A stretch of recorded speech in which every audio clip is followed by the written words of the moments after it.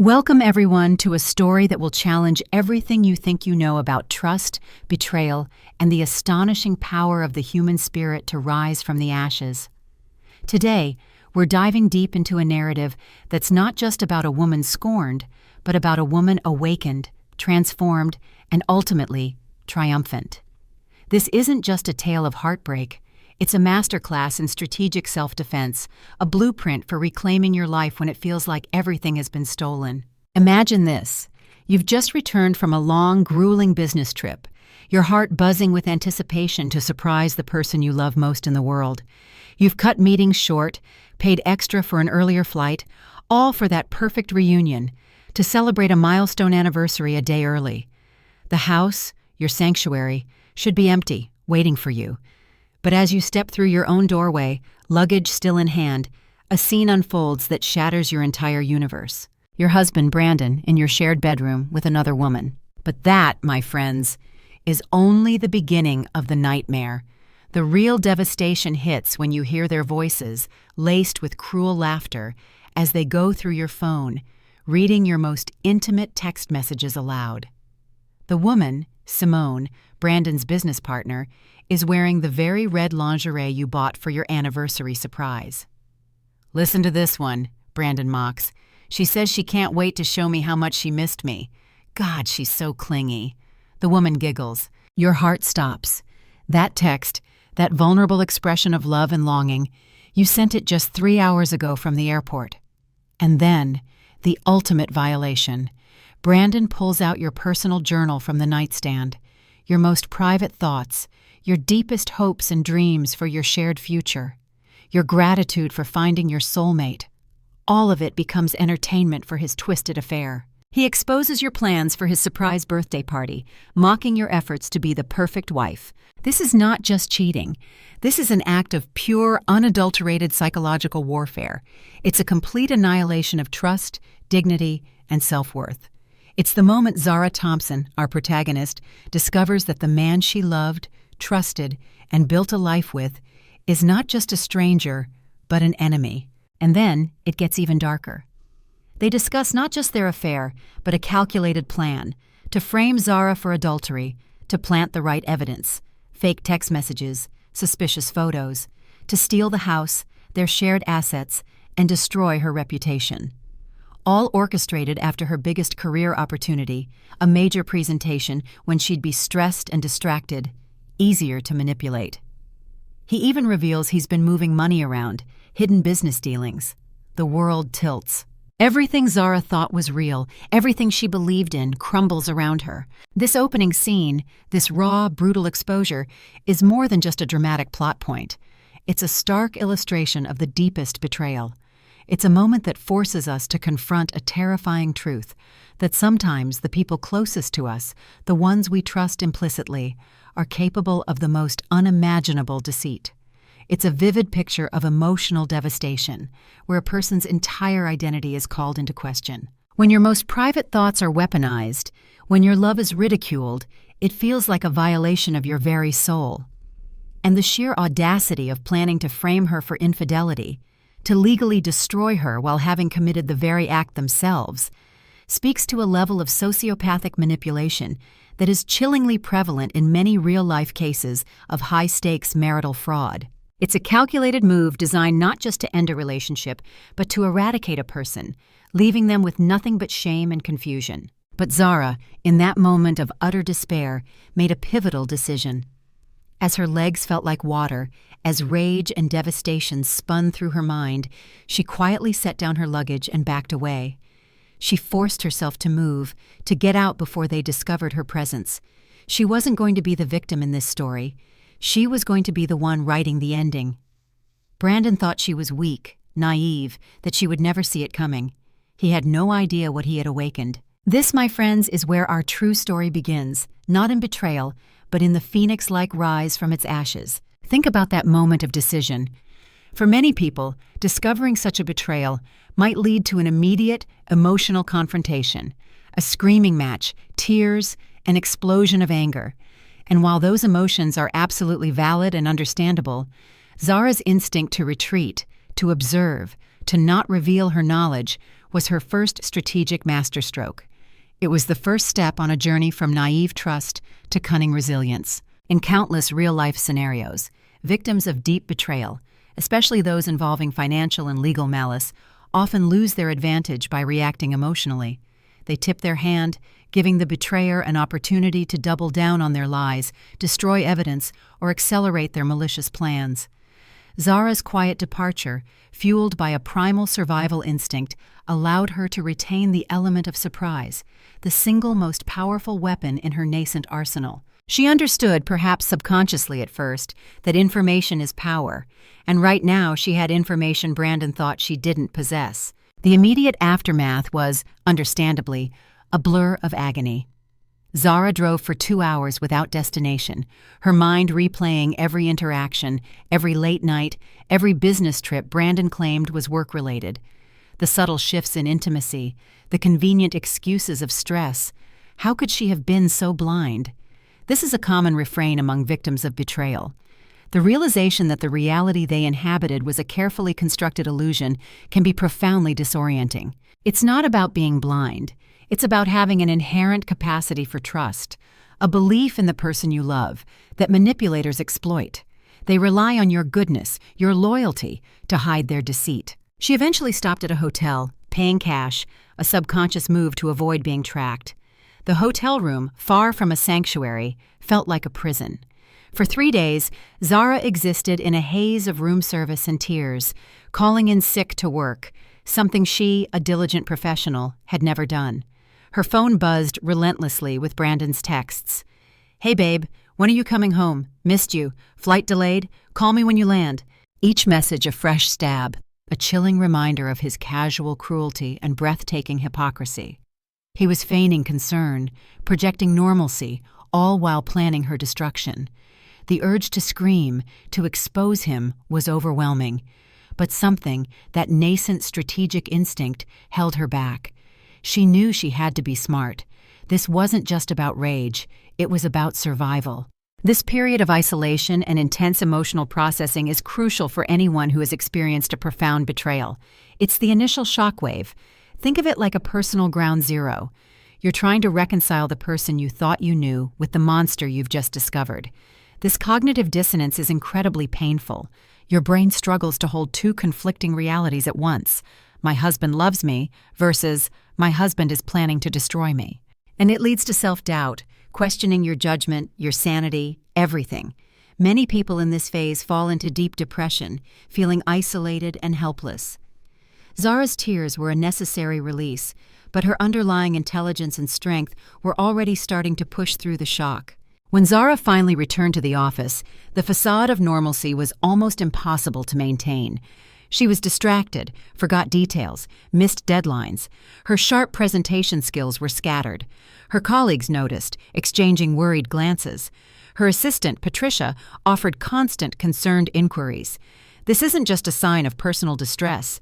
It's a profound professional risk. A person under this kind of stress cannot perform at their peak, and in a competitive corporate environment, it can lead to devastating consequences for their career.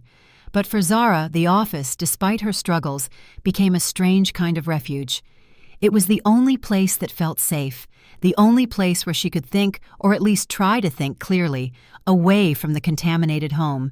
The house, once a symbol of love and security, was now a monument to betrayal. The bed where they had been, the nightstand holding her violated journal, the kitchen where Brandon now cooked dinner and asked about her day as if nothing had happened. Every corner felt tainted. "You seem distant lately," Brandon commented one evening, the irony almost unbearable. "Just work stress," she lied, the words tasting bitter. His suggestion to take some time off triggered a new wave of suspicion. Was this part of his plan to make her seem unstable, unreliable, to chip away at her professional standing? This is a classic gaslighting tactic, attempting to control the narrative and Zara's perception of reality. It's designed to make the victim doubt their own sanity and judgment, further isolating them. Instead of taking time off, Zara found herself staying later and later at the office. The emptiness of the quiet building, the hum of the computers, offered a strange solace. Brandon's calls came regularly. "When are you coming home? Don't work too late. I'll keep dinner warm for you. Each call felt like a knife twisting in her chest, a reminder of his elaborate charade. He even planned a dinner reservation at the restaurant where they had their first date, a cruel performance that Zara, consumed by her inner turmoil, completely forgot. "Come home now," he demanded, his voice carrying an edge. "We need to talk." Was this it? Was tonight the night he would begin his nefarious plan? She wasn't ready. She had no defense. This escalating tension highlights the immense psychological burden Zara was carrying. Living with a betrayer, knowing their plans, yet forced to maintain a loving facade, is a form of torture. It demands an extraordinary level of emotional discipline and mental fortitude. Many victims report feeling like they are losing their mind during this phase, constantly second-guessing, constantly on edge. The betrayer's calls, meant to project concern, only intensify the victim's dread, as they know the true intent behind the words is malicious control. And then, a breakthrough. Julian Cross, her boss, appeared in her office doorway at 10 p.m. holding 2 cups of coffee. Julian, a tall, distinguished man in his mid-40s with kind, perceptive eyes, saw something beyond the work stress excuse. "This isn't like you," he said. "Is everything all right?" Zara tried to offer her usual lie, but looking at his honest, concerned face, the words wouldn't come. Instead, tears welled up. "Personal problems?" she managed. Julian nodded slowly, his next words hitting her with astonishing accuracy. "The kind that make you afraid to go home." Zara gasped. How could he know? "I've been there," Julian said quietly. "Sometimes work becomes a refuge when home doesn't feel safe anymore." His voice carried an understanding that went beyond professional concern. He too had known profound pain. In that moment, Julian Cross wasn't just her boss. He was a fellow survivor, a beacon of shared experience. Zara, feeling utterly overwhelmed, whispered, "I don't know what to do." Julian leaned forward, offering a lifeline. "Would you like to tell me about it? Sometimes talking to someone outside the situation can help you see things more clearly." For the first time in weeks, a tiny spark of hope flickered within Zara. Maybe, just maybe, she didn't have to face this alone. This scene with Julian is pivotal. It underscores the critical importance of finding an ally, a confidant, when you are in a situation of profound betrayal. For many victims, the shame and isolation are immense. They fear judgment, disbelief, or appearing weak. Julian's empathy, rooted in his own past experience, creates a safe space for Zara to finally unburden herself. His understanding validates her feelings and gives her permission to acknowledge the unbearable truth. This is a powerful message for anyone in a similar plight. You are not alone, and there are people who will believe and support you. The courage to reach out, even when terrified, can be the turning point. And then, the words came pouring out. Zara told Julian everything, finding Brandon with Simone, their cruel mockery, the devastating plan to frame her for adultery, to steal everything they had built. Julian listened without interruption, his expression growing more serious but never shocked or judgmental. When she finished, they sat in silence, Zara feeling empty but strangely relieved. Someone else knew.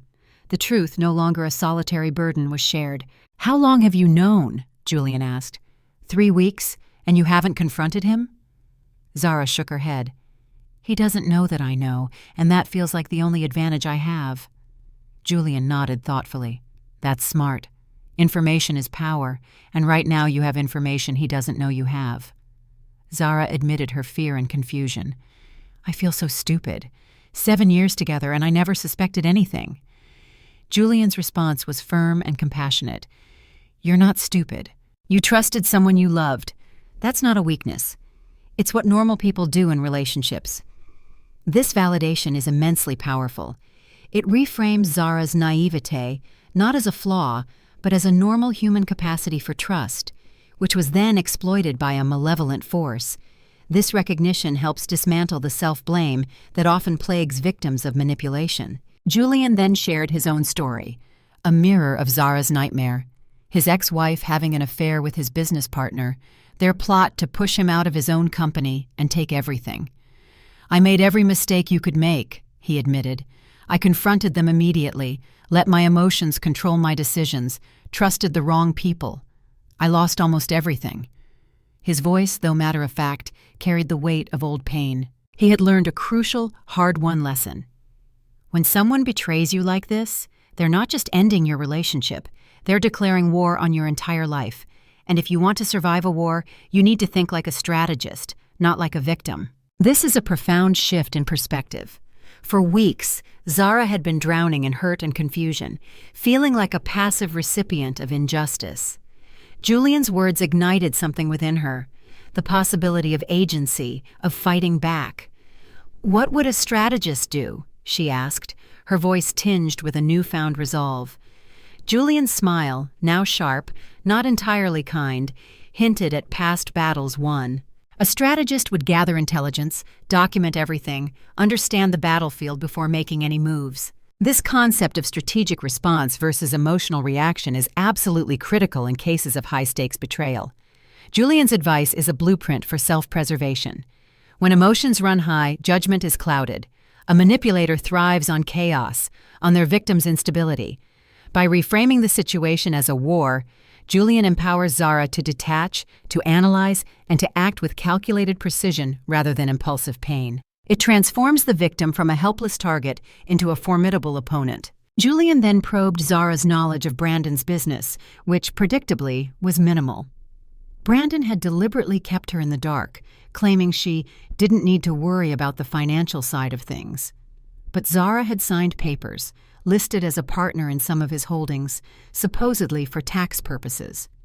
Julian's expression sharpened. "This is important. If you're listed as a business partner, you could be legally responsible for any debts or illegal activities." Fear shot through Zara. She had trusted Brandon completely, signing whatever he put in front of her. What had she unknowingly agreed to? This highlights a common vulnerability exploited by financial manipulators: the trusting partner who defers all financial matters to their spouse. Many people, particularly women, are often encouraged to step back from joint finances, believing it's a sign of trust or a way to simplify things. But in reality, it creates a massive power imbalance and leaves them dangerously exposed. In numerous cases, partners have unknowingly signed away their assets, incurred massive debts, or even become implicated in fraudulent schemes orchestrated by their spouse. It's a sobering reminder that trusting completely without verifying can have catastrophic consequences. Julian, recognizing the gravity of her situation, offered a solution that was both professional and deeply personal. "I think you need professional help. Legal advice, financial protection, maybe even investigation services." When Zara expressed that she couldn't afford it, Julian countered, "Actually, you might be able to. I want to make you an offer, but I need you to understand that this isn't charity. This is business." He then laid out an extraordinary opportunity: the head of their new international division, a position requiring travel, long hours, and complete dedication, with a significantly higher salary and a substantial signing bonus. He lauded her exceptional work on previous campaigns, her brilliant market analysis for European expansion. "I've been considering you for this position for months," he revealed. "The only reason I hadn't approached you yet was because I knew it would mean extensive travel, and I thought you might not want that kind of lifestyle while building a marriage." The irony was devastating. Brandon was planning her destruction, while Julian was planning her advancement. This is a beautiful example of how professional opportunity can intersect with personal crisis to provide a path to salvation. Julian, a true leader, recognized Zara's talent and saw a way to empower her, not just to survive, but to thrive. The new position offered not just financial independence, but also the crucial physical distance Zara needed to detach from her immediate toxic environment. The signing bonus alone would be enough to hire the best lawyers and investigators. It was an escape route, a fighting fund, and a professional validation all rolled into one. It demonstrates how, even in the darkest moments, opportunities can arise from unexpected corners, often through the support of ethical and empathetic individuals. Zara, overwhelmed, asked if he would do that for me. Julian, his smile softening, corrected her. "I'm not doing it for you. I'm doing it for the company. You're the best person for this job. Your personal situation just makes the timing perfect." This was professional integrity blended with profound empathy. It allowed Zara to accept the help without feeling like a charity case, maintaining her dignity and reinforcing her professional worth. The job would involve setting up operations in London and Paris, spending 6 months a year overseas, 6 months away from Brandon, away from the contaminated house, away from the lies. 6 months to think clearly, to plan her next moves. "I'd want to start immediately," Julian said. "There's a conference in London next week that would be perfect for initial networking. Are you interested?" Zara thought about Brandon, Simone, the stolen money, the plan to destroy her dignity. "Yes," she said, "I'm very interested." Julian's advice before she started was crucial. Don't make any major decisions about your personal situation until you've had time to think clearly. Don't confront Brandon. Don't move out. Don't file for divorce. Just focus on the job and let everything else settle in your mind. Why? Because right now you're angry and hurt, and those are terrible emotions for making strategic decisions. Give yourself time to get strong again, to understand your options. When you're ready to act, you'll know it, and you'll do it right. This is a testament to Julian's wisdom and his own past mistakes. He understood the impulsive nature of raw emotion and the need for strategic patience.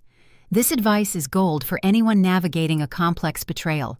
Pause, process, plan. Don't act out of pain, act out of power. Zara felt hope, a sensation she hadn't experienced in weeks. When Julian stood to leave, Zara asked him one more question.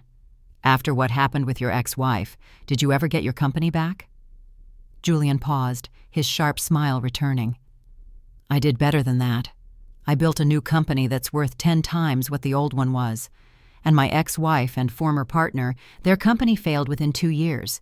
Turns out they were better at betrayal than they were at business." And this anecdote provided Zara with a powerful vision of not just survival, but thriving. It cemented the idea that betrayal doesn't have to be the end. It can be a catalyst for something far greater. The next morning, Zara found a formal offer letter on her desk. The salary was double, the signing bonus substantial. She read it carefully, a lesson learned from Brandon's deceit. Julian introduced her to Nicole Pierce, a lawyer specializing in complex divorce cases involving business assets and fraud. Nicole was nothing like Zara expected. Young, bright, energetic. Julian had explicitly told Nicole about Zara's situation, and she wasted no time. "The good news is that you discovered their plan before they could execute it. The bad news is that you're probably in more legal trouble than you realize." Nicole's blunt assessment was a dose of cold reality. Zara's fear escalated when Nicole explained the implications of her forged signatures on partnership agreements and tax forms. "It's never routine," Nicole stated flatly. If Brandon had been embezzling or committing fraud, and Zara was listed as a business partner, she could be held responsible. Even if she didn't know about it, ignorance isn't always a defense, especially if you signed documents that made you legally responsible for business decisions. Zara felt sick. This is a chilling warning to anyone who blindly trusts their partner with financial documents. Always read, always understand, always keep copies. The legal system, while striving for justice, often operates on what can be proven on paper. They laid out an immediate action plan. Get copies of everything Zara signed, document everything about the affair and their plans, and protect her personal assets. For copies of documents, they would hire Thomas Chin, a financial investigator. Thomas, though expensive at around $15,000 to start, was the best, and the signing bonus Zara was receiving would cover it. Nicole also emphasized the critical need for Zara to continue her facade at home. Don't change your routine dramatically. Don't give your husband any reason to suspect that you know what's going on. Right now, you have the advantage of surprise. We don't want to lose that. This is crucial legal and strategic advice. Any sudden change in behavior can tip off a sophisticated manipulator. The goal is to gather undeniable evidence while maintaining the element of surprise. This phase, known as the evidence collection phase, requires immense discipline and restraint. It's often the hardest for victims because their natural instinct is to confront and expose. But by suppressing that instinct and acting strategically, Zara was building an airtight case, not just for her own protection, but potentially for justice for others. Nicole also warned Zara about interactions with other men, including Julian, during this process. Your husband's lawyers will look for anything they can use against you. Business trips together, working late, even innocent interactions could be twisted into something that supports their narrative. Julian immediately assured them that everything would be properly documented and professional. This highlights the insidious nature of betrayal and legal battles. Every aspect of a person's life can be scrutinized and weaponized. Integrity and careful documentation are paramount. Nicole also advised Zara to keep a detailed journal of everything: conversations, lies, suspicious actions, dates, times, as crucial evidence. After the meeting, Julian and Zara sat in his car, the weight of their discussion heavy between them. Zara asked him if he ever felt like he was losing your mind during his divorce, like he couldn't trust your own judgment anymore. Julian admitted, "Every day. When someone you love lies to you so completely, it makes you question everything you think you know about them, about yourself, about reality itself." He got through it, one day at a time, one decision at a time, and by surrounding myself with people I could trust. He then looked at her seriously. "You can trust me, Zara. I know this situation is complicated, but I want you to know that I'm on your side." In this intimate conversation, a deeper connection began to form. Julian, acknowledging Nicole's advice about professionalism, still expressed his feelings. "If you weren't married, if we had met under different circumstances—" He trailed off, apologizing for being inappropriate. But Zara understood. She felt a confusing swirl of attraction, gratitude, hope, and fear. "You're saying that when this is all over, when I'm free, there might be something worth exploring?" Julian nodded. "I'm saying that everything I'm doing for you isn't entirely altruistic. I care about you, Zara, more than I probably should." This moment is significant, not just for the budding romance, but for the profound healing it offered Zara. To feel desired and seen, despite her current chaos, was a powerful affirmation of her worth. It signaled the possibility of rebuilding, not just her life, but her capacity for healthy connection. As Zara drove home, her mind buzzed. 24 hours ago, she had been drowning in hopelessness. Now, she had a new job, a legal team, a plan, and the dangerous, exhilarating possibility of a future with her boss. Brandon's text, "Dinner's ready. Where are you?" appeared.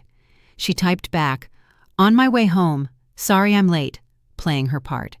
But as she pulled into her driveway, she knew she was no longer the naive, trusting woman. She was becoming someone new, someone who could fight back. Brandon had no idea what was coming. The London conference was a breath of fresh air. Immersing herself in international business, networking, and planning offered a crucial escape and a renewed sense of purpose. Being thousands of miles away from Brandon and Simone felt like breathing after being trapped underground. She maintained the facade, calling Brandon every evening, listening to his hollow, "I miss you." She realized, chillingly, that she was getting better at deception herself. Perhaps, she mused, that's what happens when you live with a master manipulator. You learn their skills. This is a common, albeit unsettling, adaptation for victims of long-term manipulation. You learn to read their tells, anticipate their moves, and unfortunately, sometimes, to mirror their tactics for self-preservation. Upon her return, an envelope from Nicole Pierce awaited, containing Thomas Chin's preliminary investigation results. The news was worse than imagined. Zara sat in Nicole's office, reading page after page of business documents bearing her forged signature. "He's been using your identity for 3 years," Nicole explained. Zara was listed as a partner in 12 different, often non-existent, business entities. Some had significant debts for which Zara was legally responsible. Thomas's handwriting analysis confirmed the forgeries. The real shocker: 2 of these companies were under investigation for money laundering, another for tax evasion. If criminal charges were filed, Zara could be named as a defendant. This is a stark, terrifying reality faced by many victims of identity theft within intimate relationships. The person you trust most can use your credentials, your signature, to commit serious financial crimes, leaving you legally and financially vulnerable. It's not just about losing money. It's about losing your reputation, your future, and even your freedom. Nicole's firm response, "Not if we get ahead of it," offered a crucial lifeline. They would file a police report about the identity theft immediately, remove Zara from these entities, and gather more evidence of Brandon and Simone's affair for the divorce case. The fight was intensifying. Over the next 2 weeks, Zara lived a demanding double life. By day, she thrived in her new international division, her work excellent, even as Julian continued to support her, occasionally looking at her with an intensity that made her heart race. By night, she navigated the treacherous waters of her personal life, the investigation unearthing one horror after another. She confided in Julian about the identity theft and potential criminal charges. His response was unwavering. "Nicole will protect you from that. You're the victim here, not the perpetrator." He reassured her that documentation of forged signatures and witnesses to Brandon's solo handling of business affairs would prove her innocence. One evening, Brandon, in an unusually good mood, cooked Zara's favorite dinner. He mentioned having seen Julian at a Chamber of Commerce meeting, and Julian had told everyone, "You're heading up the international division now. I'm so proud of you." Zara's blood chilled. He was fishing for information, observing her new role, potentially looking for ways to use it against her. She maintained her composure, carefully explaining the international travel requirements. Brandon then suggested a reconnect vacation, a long weekend at an isolated cabin where they had honeymooned. Alarm bells screamed in Zara's head. Nicole's warning echoed. "If he realizes you're onto him, he might accelerate his timeline." Zara, sensing a trap, refused, citing meetings scheduled with the Paris team. For a fleeting moment, she saw anger flash across Brandon's face before he smoothly conceded, "Work comes first." This episode highlights the desperate, probing nature of a manipulator who senses they are losing control. Brandon's seemingly innocent suggestion of a romantic getaway was, in fact, a calculated attempt to isolate Zara, to create an opportunity to carry out his plan without witnesses. This is a common tactic in cases of domestic abuse and financial fraud, isolating the victim to exert maximum control and minimize exposure. Zara's growing strategic awareness allowed her to detect and deflect this trap. The next morning, Zara immediately called Nicole, reporting Brandon's cabin plan. "Don't go," Nicole commanded. Thomas Chin had found more evidence of financial fraud, suggesting Brandon was feeling pressure and might be dangerous. Not necessarily physically, Nicole clarified, but desperate people make desperate decisions. He might try to manipulate her into signing more documents or plant evidence of her infidelity. Nicole's advice: keep making excuses, stay busy with work, maintain your travel schedule, don't give him opportunities to corner you. And crucially, I think it's time to consider moving out of the house. The company's corporate apartments provided a convenient, temporary solution. Zara approached Julian, explaining her need for distance while the investigation continued, omitting the cabin trap. Julian, without hesitation, offered a furnished apartment in the financial district. His support was unwavering. Then he revealed his own encounter with Brandon at the chamber meeting, confirming Zara's suspicions. Brandon had indeed been fishing for information, asking about her travel and her working relationship with Julian, trying to gather evidence of some kind. That evening, Zara informed Brandon about the corporate apartment, citing convenience for international calls. His smile didn't reach his eyes, and Zara saw him calculating behind them. As she packed a bag, Zara realized she was moving out of her marriage. After 7 years, she was leaving the man she once thought was her soulmate, and he had no idea why. More importantly, he had no idea she was building a case that would destroy him before he could destroy her. The war Brandon had declared was about to begin in earnest, and Zara was finally ready to fight. The corporate apartment became Zara's sanctuary. From the 32nd floor, she looked out at the city lights, a feeling of detachment and clarity washing over her.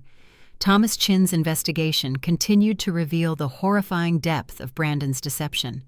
Nicole would call with chilling discoveries. He's been stealing from his own business partners. The real estate deals he's been making with Simone involve properties that don't actually exist. They've been selling shares in developments that were never built. That's fraud, Nicole explained. Massive fraud. We're talking about millions of dollars. Brandon had been moving money through companies using Zara's identity, then transferring it to offshore accounts. Zara, still reeling, asked, "So I really could go to prison for this?" Nicole reassured her, Not if we handle it right. We're building a case that shows you were completely unaware of these activities.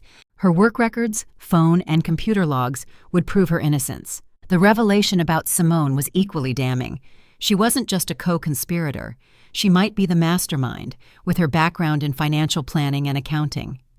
Brandon, Nicole surmised, was the charming frontman. The anger Zara felt towards Simone intensified.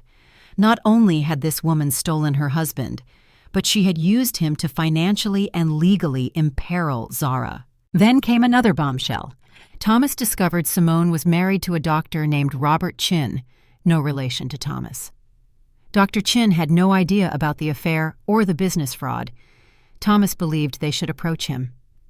Why? Zara asked. Because Dr. Chin might be in the same legal position you are. If Simone has been using his identity the way Brandon used yours, he could be facing criminal charges too. Zara felt a strange kinship with this unknown man, also betrayed, also exploited.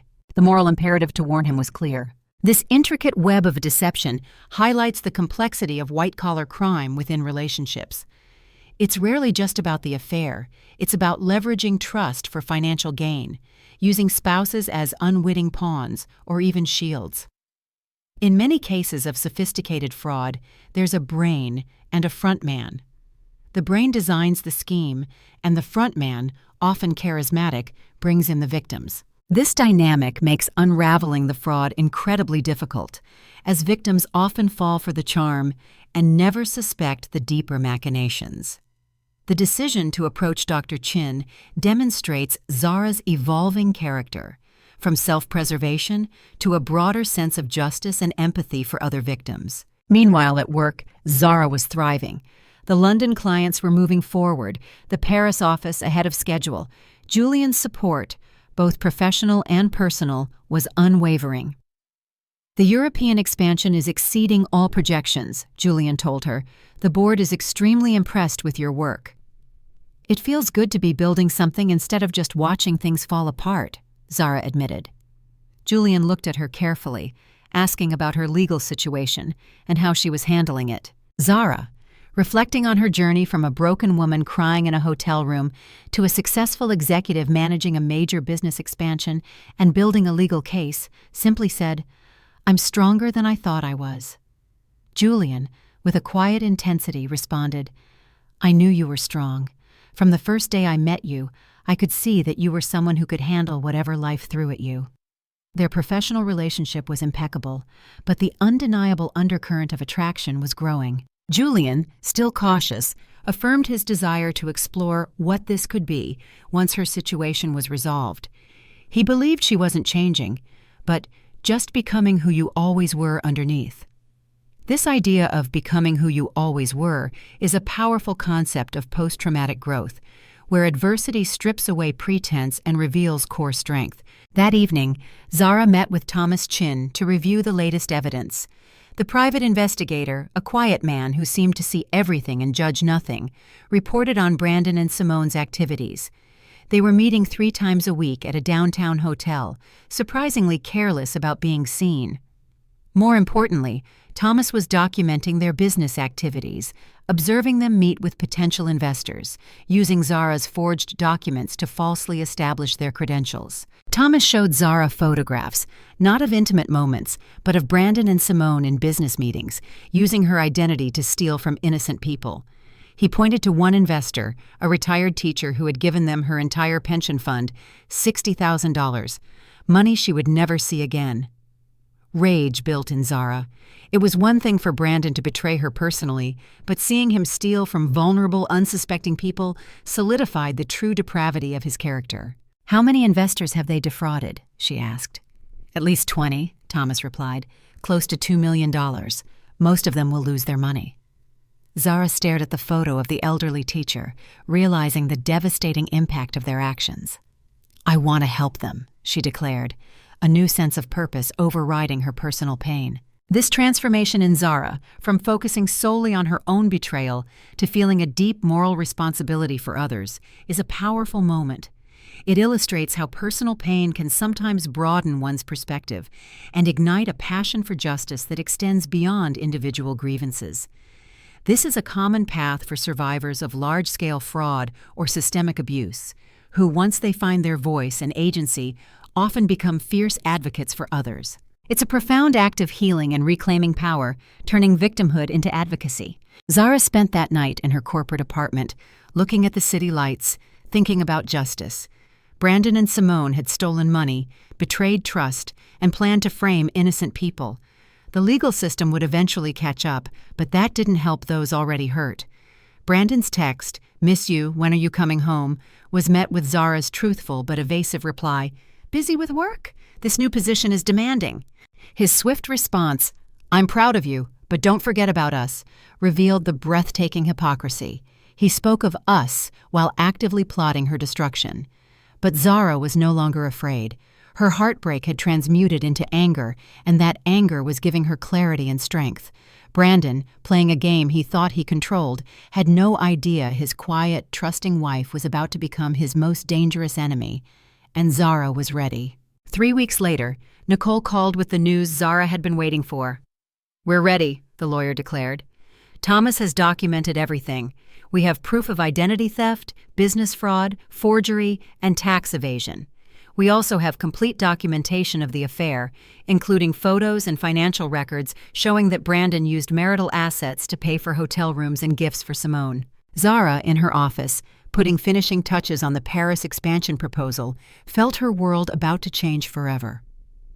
"What's our next step?" she asked. "We file everything at once. Divorce papers, criminal complaints, civil suits to recover the stolen money. We hit them with everything simultaneously so they can't coordinate their response." The timing was impeccable. Tomorrow morning, Brandon would be served at his office, in front of his business partners. Maximum impact, minimum opportunity for him to spin the story. This moment, the culmination of months of silent planning, is the essence of strategic revenge, not born of petty spite, but of a calculated pursuit of justice. The simultaneous filing is a classic legal tactic designed to overwhelm and disorient the defendants, preventing them from developing a coherent defense or narrative. It leverages the element of surprise that Zara had so carefully preserved. This type of coordinated legal action requires meticulous planning and a strong legal team, illustrating the importance of professional support in such complex cases. Nicole also mentioned that Thomas had contacted Dr. Chin, Simone's husband. He wanted to meet Zara, as he was now in the same situation you were in 6 months ago. He just found out about the affair and the financial crimes. He's angry, scared, and looking for allies. That afternoon, Zara met Dr. Robert Chin at a coffee shop. A thin, soft-spoken man in his 40s. He looked exhausted. "I don't understand how this happened," he confessed. "Simone handled all our finances. I trusted her completely." Zara's gentle response was deeply empathetic. "I know exactly how you feel. 6 months ago, I was sitting where you are now." Robert worried about losing his medical license due to Simone using his credentials. Zara assured him, "We're going to make sure that doesn't happen. The evidence shows that you had no knowledge of these activities, just like me." His desperate hope was palpable. "What do we do?" he asked. Zara's answer was resolute. "We fight back together." This alliance between Zara and Robert is incredibly powerful. It transforms their individual victimhood into collective strength. Finding others who have experienced similar betrayals not only provides validation and emotional support, but also strengthens the legal case. In fraud cases, patterns of behavior and multiple victims can paint a clearer picture of systemic deception, making it harder for perpetrators to deny or deflect blame. This shared experience fosters a bond of understanding and purpose, highlighting the importance of community in healing and seeking justice. The next morning, Zara awoke early in her corporate apartment. She dressed carefully in a navy blue power suit, feeling confident, professional. Today, she would stop being a victim and start being a warrior. At 9:00 a.m., Nicole confirmed the papers had been served. Brandon is in complete shock. According to the process server, he turned white and started calling people frantically. Simone was also being served at her office, and Dr. Chin was filing his own divorce papers and criminal complaints. Zara's phone buzzed constantly with calls from Brandon. She let them go to voicemail. When she finally listened, His voice was panicked, angry, bewildered. "Zara, what the hell is going on? I got served with divorce papers and some kind of criminal complaint. This is insane. Call me back immediately." The shock in his voice was deeply satisfying. He had thought he was in control, that Zara was the naive wife who would never see his betrayal coming. Subsequent messages became more desperate, then angry, accusing her of destroying our marriage over a misunderstanding. Zara deleted them all. At lunchtime, Julian found her. "How are you holding up?" "Better than I expected. It feels good to finally take action instead of just reacting." She wasn't taking Brandon's calls, following Nicole's advice that anything she said could be used against her. Julian nodded. "Smart woman." "And how did she feel?" "I feel like I've been holding my breath for months, and I can finally exhale." This is the liberation that comes with reclaiming agency. The weight of secrecy, the burden of a false reality, is lifted. It's not about revenge, but about an intense, profound sense of freedom. That afternoon, Thomas Chin called. Brandon and Simone were in an emergency meeting at their hotel, panicking. Brandon kept repeating it was impossible, that Zara couldn't have known about their business activities. "He underestimated me completely," Zara thought. Simone was crying, Brandon pacing and making angry calls. They had no coordinated response plan.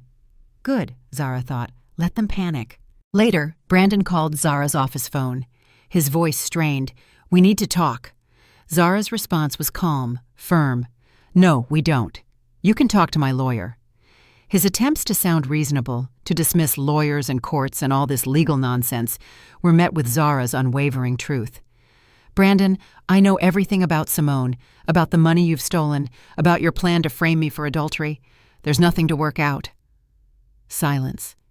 "How long have you known?" he finally asked. "Long enough to protect myself." He tried to threaten her, invoking her signed business documents. "You're legally responsible," he claimed. Zara countered, "For documents you forged with my signature?" "I don't think so." His voice cracked. "You can't prove that." "Actually, I can.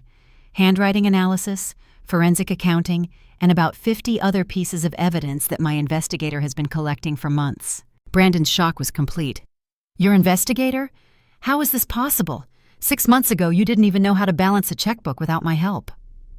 Zara's reply was a revelation of her journey. "6 months ago, I trusted you. That was my mistake. It won't happen again." His desperate pleas of love, his attempts to fix this, were met with Zara's definitive truth. "No, Brandon, we can't. You declared war on me the moment you decided to betray me. Now you get to find out what it feels like to lose." She hung up.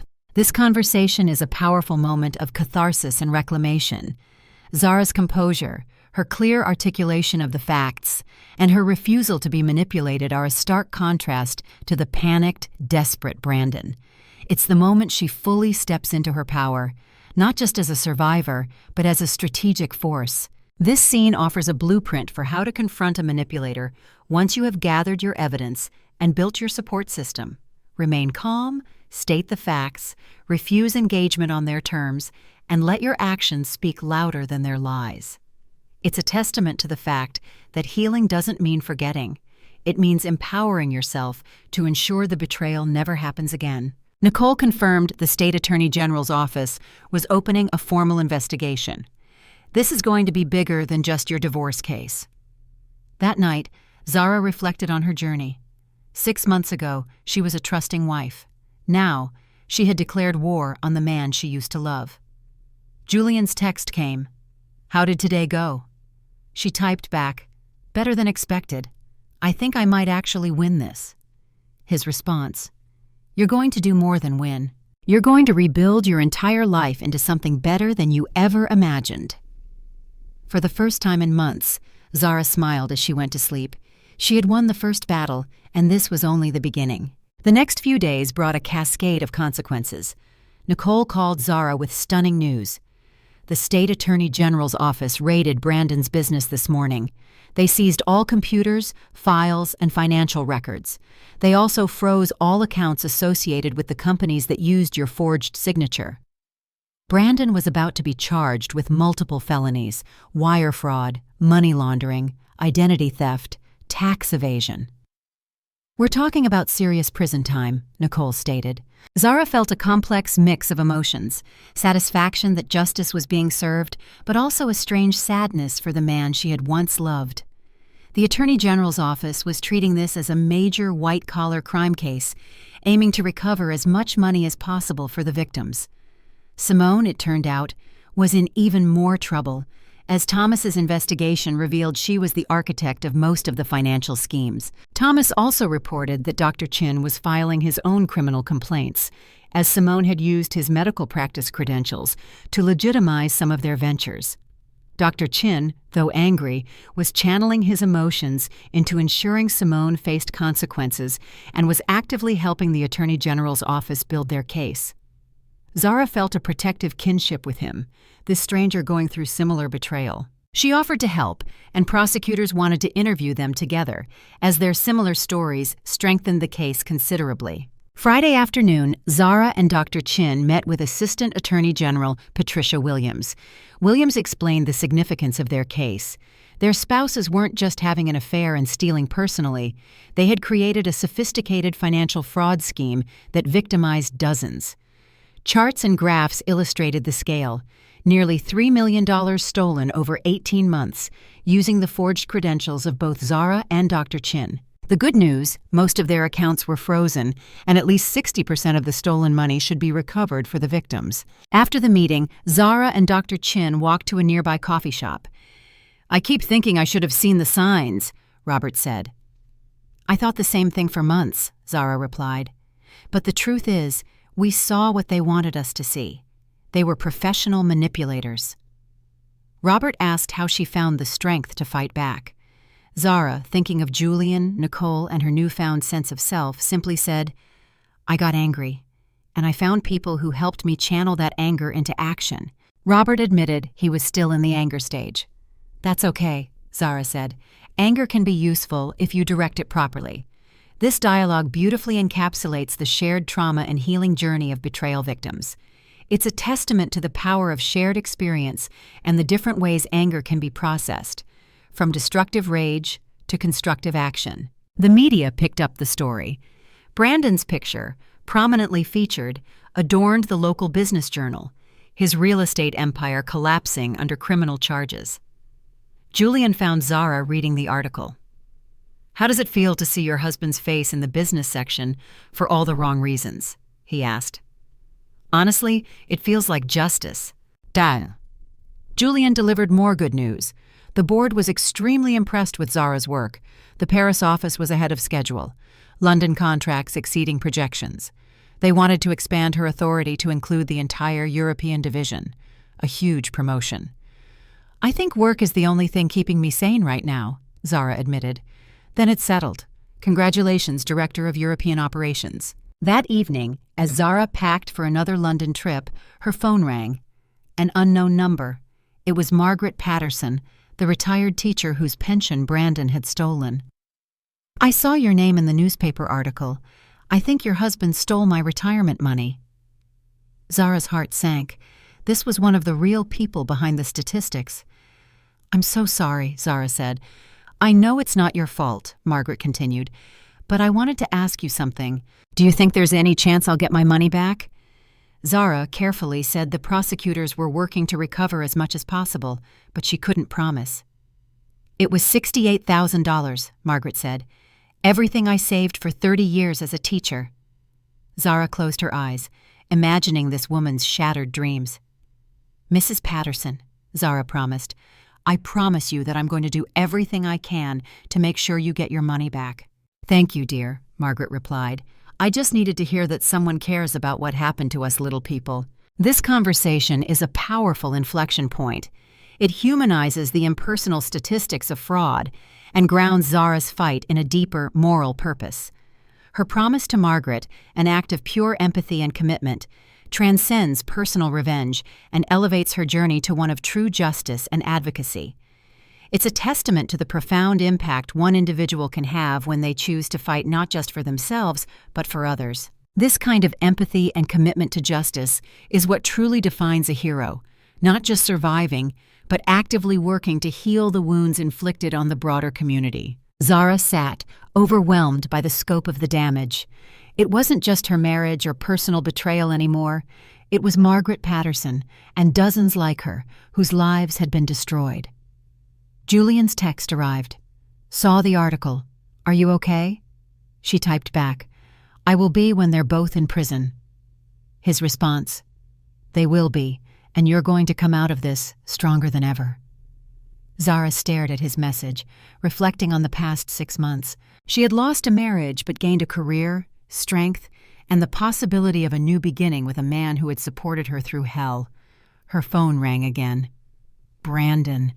She stared at his name, then declined the call. She was done listening to his lies. Soon, the only voice he would hear would be a judge reading his prison sentence, and Zara would be there to watch. The trial date was set, but the domino effect continued. Nicole called with news that left Zara speechless. Thomas found something that changes everything. Brandon and Simone weren't just stealing from investors. They were planning to fake their own deaths and disappear with the money. Zara nearly dropped her phone. What? Thomas had found airline tickets to Brazil, new bank accounts under false names, forged death certificates. They were going to stage a car accident, claim they both died, and start new lives in South America. "Next month," Nicole added, "right after they executed the plan to frame you for adultery and steal your assets." Zara felt physically sick. Brandon hadn't just been planning to divorce her. He had been planning to fake his own death and let her deal with the criminal charges alone. And it got worse. Brandon had increased his life insurance coverage to $2 million 6 months ago. If he had successfully faked his death, Zara would have been the beneficiary and the prime suspect in his murder. The full scope of Brandon's plan hit Zara like a freight train. He had been setting her up to be charged with his murder while he lived comfortably in Brazil with Simone and millions of stolen dollars. "How is this possible?" Zara whispered. "Because we're dealing with sociopaths," Nicole said bluntly. "People who are capable of destroying innocent lives without any remorse." This revelation takes the betrayal to a chilling, almost cinematic level, yet it's tragically rooted in the realities of extreme psychopathy and greed. The fake death plot, insurance fraud, and intention to frame Zara for murder represent the apex of malicious intent. It highlights how utterly devoid of empathy individuals like Brandon and Simone can be, viewing others not as human beings with feelings and lives, but as disposable tools in their elaborate schemes. This extreme example underscores the critical lesson. Sometimes the threat isn't just about financial loss or emotional pain. It can be about your very life and freedom. It's a terrifying reminder that some betrayals are not just personal failings, but calculated acts of pure evil. Attorney General Williams confirmed the new evidence added charges of insurance fraud and conspiracy to commit murder. Brandon was now facing 25 to 30 years in prison. Simone potentially more. Dr. Chin, also at the meeting, looked as shaken as Zara. "I can't believe Simone was capable of this," he said quietly. Williams's somber response, "People we trust are capable of things we never imagined. That's what makes these cases so devastating for the victims." After the meeting, Zara and Robert walked silently. "Are you okay?" Robert asked. "I don't know," Zara confessed. 6 months ago, I thought I knew Brandon completely.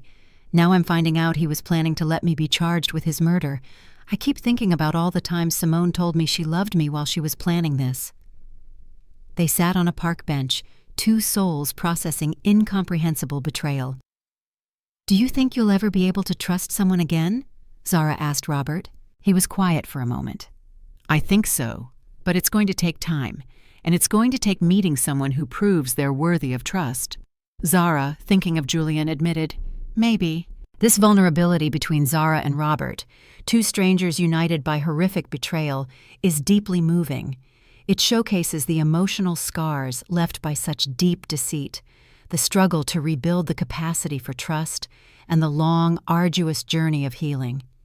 It reinforces the idea that true trust is earned, not given blindly, and that the process of discerning trustworthiness becomes a critical survival skill after betrayal. Later, Julian found Zara in her office. "I heard about the new developments. How are you handling it?" "I'm not sure yet. It's so much worse than I ever imagined." Julian, his expression serious, reassured her. "Zara, I want you to know that you're safe now. Whatever Brandon was planning, he can't hurt you anymore." Zara acknowledged the logic, but admitted the emotional toll. "I keep thinking about how close I came to being framed for murder." Julian gently reminded her, "But you weren't. You discovered the truth. You fought back and you won." Zara looked at Julian, her anchor through the storm. "Julian, I need to tell you something. When this is all over, when the trial is finished and I'm officially divorced, I want to explore what this is between us." Julian's expression softened. He questioned if she was sure, concerned she might be making decisions based on gratitude or relief after so much trauma. "It's not gratitude," Zara affirmed. "It's recognition. You've shown me what it looks like when someone supports you without trying to control you, when someone helps you become stronger instead of making you weaker." She continued, "I'm not ready for a relationship now. I need time to heal, to figure out who I am without all this chaos. But I want you to know that when I am ready, I hope you'll still be interested." Julian smiled, his eyes completely reaching. "I'll be here," he said simply. This open, honest conversation between Zara and Julian is a model for building healthy relationships after trauma.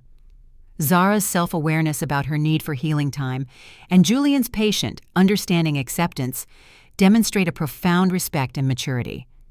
It's not a quick rebound, but a deliberate, conscious choice to build a foundation of trust and mutual respect. This is the antithesis of the manipulative dynamic she endured with Brandon, marking a true turning point in her capacity for healthy connection. It shows that healing isn't about immediately jumping into a new relationship, but about rediscovering oneself, and then perhaps finding love with someone who truly champions your strength and autonomy. 2 weeks later, Brandon and Simone were arrested.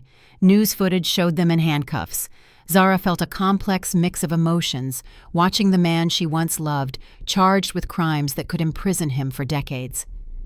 Nicole called that afternoon. They're both cooperating with prosecutors now, trying to reduce their sentences by testifying against each other. This was the final piece of the puzzle, a fitting end.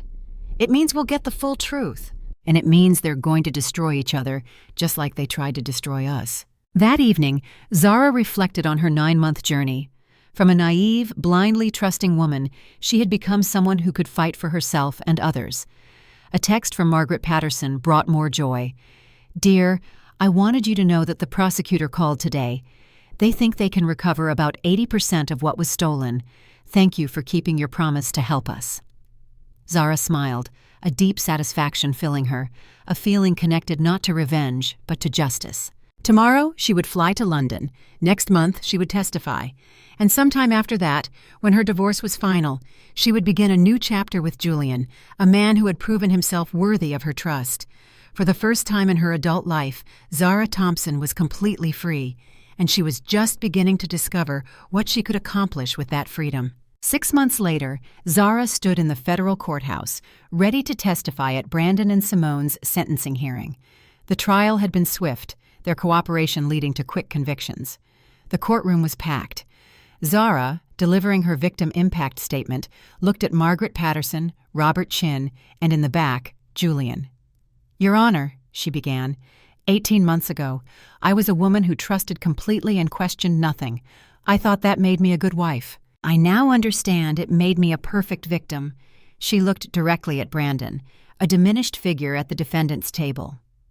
"The defendant stole more than money from me and the other victims. He stole our sense of safety, our ability to trust, our faith in the people we love. He planned not just to betray me, but to destroy my life completely and let me take responsibility for his crimes." Zara's voice grew stronger. "But something interesting happened while the defendant was plotting against me. I discovered that I'm much stronger than either of us ever imagined. I discovered that I could fight back, that I could protect myself and help protect others." She looked at the other victims. "The defendant thought he was taking everything from us. Instead, he gave us the opportunity to discover what we're truly capable of when we refuse to be victims." Turning back to this judge, she concluded, "I don't want revenge, Your Honor. I want justice. I want the defendant to face consequences for his choices, and I want the victims to get their money back. But mostly, I want other people in similar situations to know that they don't have to accept betrayal silently. They can fight back. They can win. The courtroom was silent. This victim impact statement is the culmination of Zara's journey. It's not just a personal testament, but a powerful message of empowerment for anyone listening. She reclaims her narrative, reframing her initial vulnerability not as a weakness, but as a consequence of her inherent capacity for trust. She articulates the difference between revenge and justice, and most importantly, she offers hope and a call to action for other victims. This is the essence of post-traumatic growth, taking your pain and transforming it into a source of strength, wisdom, and advocacy for others. After the hearing, Nicole confirmed the sentences. Brandon received 28 years, Simone 32, and the restitution order meant 85% of the stolen money would be returned to victims, including Margaret Patterson. Justice had been served. Robert Chin, looking relieved, joined them. "Any regrets?" he asked Zara. "Just one. I regret that it took this to show me what I'm capable of when I stand up for myself." Robert, too, had transformed, becoming a fierce advocate for fraud victims, starting a support group, working with legislators, and even refocusing his medical practice on trauma from financial crimes. "What's next for you?" Thomas Chin asked Zara. "I'm flying to Rome tomorrow to open our Italian office," she said, "then back to London for the European Leadership Conference." "And personally?" Zara smiled. "Personally, I'm taking things one day at a time." But that wasn't entirely true. Her relationship with Julian had evolved into something deeper. Last week, he had asked her to dinner in Rome, not business, not support, but an actual date. Their first official date as two free people. "Any advice for other people going through something like this?" Nicole asked. Zara thought about everything she had learned. "Don't try to handle betrayal alone," she said. "Find people you can trust, build a team, and fight back strategically. Don't let anyone convince you that you're powerless." This is her core lesson, distilled.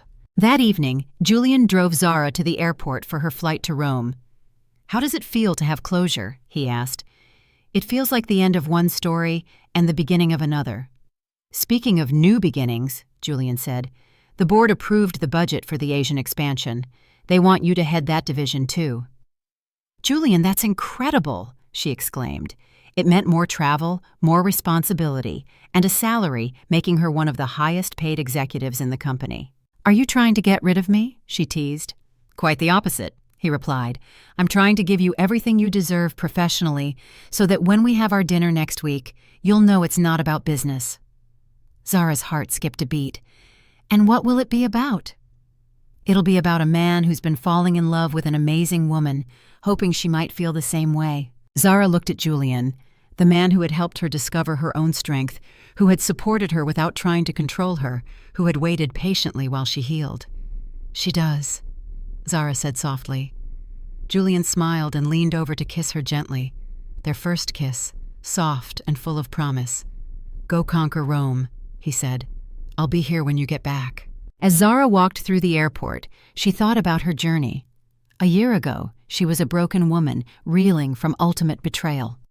Today, she was a successful executive, a warrior against fraud, a champion for victims, and on the cusp of a new love with a man who respected her strength. Margaret Patterson's text arrived. "Dear Zara, I got my money back today, all of it. Thank you for everything you did for us. You're a hero." Zara smiled as she boarded her plane. She wasn't a hero, not in the traditional sense. She was just a woman who had refused to stay a victim, who had learned to fight back, and who had discovered that betrayal, while devastating, could also be the beginning of something much better. As the plane took off, Zara looked down at the city lights. She had a career she loved, friends she trusted, and the promise of love with a man who had proven himself worthy. Brandon had thought he was taking everything from her. Instead, he had given her the opportunity to discover who she really was, underneath all the politeness, the accommodation, the blind trust, and who she really was, it turned out, was magnificent. 3 hours later, as Zara's plane crossed into international airspace, Brandon was being processed into federal prison, beginning a sentence that would keep him behind bars until he was too old to hurt anyone else. Justice, Zara thought as she fell asleep over the Atlantic Ocean, was a beautiful thing. But freedom was even more so. So, what's the profound lesson here for all of us? It's this: betrayal, as devastating as it is, does not have to be your ending. It can be your beginning. It forces you to confront the darkest aspects of human nature, but it also reveals the incredible reservoirs of strength, resilience, and strategic intelligence within yourself that you never knew existed.